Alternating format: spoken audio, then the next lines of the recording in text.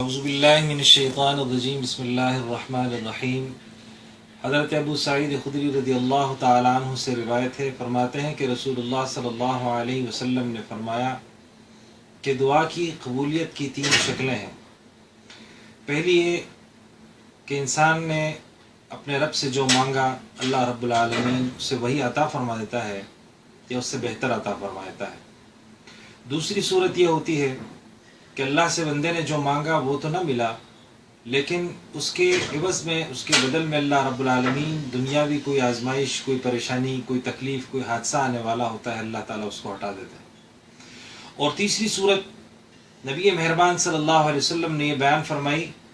کہ اگر یہ 2 صورتیں بھی نہ ہوں تو پھر تیسری صورت یہ ہوتی ہے کہ اللہ رب العالمین اس دعا کو آخرت کے لیے ذخیرہ کر دیتے ہیں،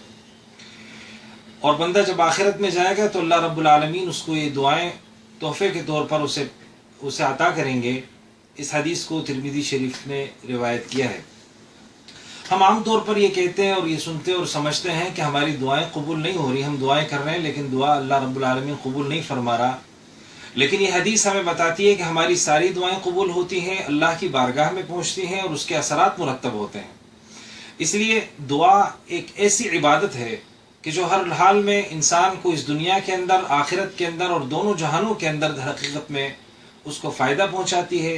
اور یہ دعا ہی ہے کہ جس سے انسان دنیا کے اندر بے شمار مسائل، مصائب، مشکلات، پریشانی، آزمائشوں سے محفوظ رہتا ہے۔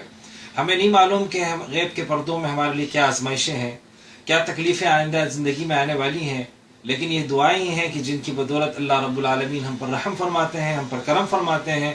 اس لیے دعا کرتے رہنا چاہیے، مسلسل دعا کرتے رہنا چاہیے، اور کبھی اگر دعا کے اثرات مرتب نہ ہوں، ہمیں ایسا نظر نہ آئے، ہمیں وہ اللہ رب العالمین وہ نگاہ بصیرت عطا نہ فرمائے، ہم سمجھ نہ سکیں حالات کو دیکھ کر،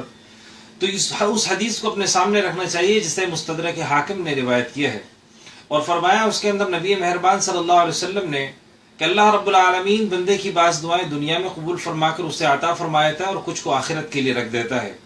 اور آخرت میں اس کو پھر عطا فرمائے گا، بندہ اس کو دیکھ کر نہایت خوشی کا اظہار کرے گا۔ اور ایک روایت میں یہ بھی آیا کہ انسان انتہائی خوش ہوگا اور یہ کہے گا کہ کاش مجھے اگر یہ بات پتہ ہوتی تو میں یہ دعا کرتا کہ دنیا میں میری کوئی دعا قبول نہ ہو، ساری کی ساری آخرت میں رکھ دی جائے۔ اس لیے عزیزان محترم، ہمیں ہمیشہ دعا کا سہارا لینا چاہیے اور دعا کرتے رہنا چاہیے۔ یہ دعا ہی ہے کہ جو ہمیں یقین جانیے کہ بے شمار فوائد سے عطا فرماتی، بے شمار فوائد ہمیں ملتے ہیں، بے شمار نعمتیں ہمیں ملتی ہیں، لیکن ہم اس کا حقیقت میں ادراک نہیں کر پاتے۔ اللہ تعالی ہمیں صحیح معنوں میں دعا کرنے کی توفیق نصیب فرمائے۔ وآخر دعوانا الحمدللہ رب العالمین۔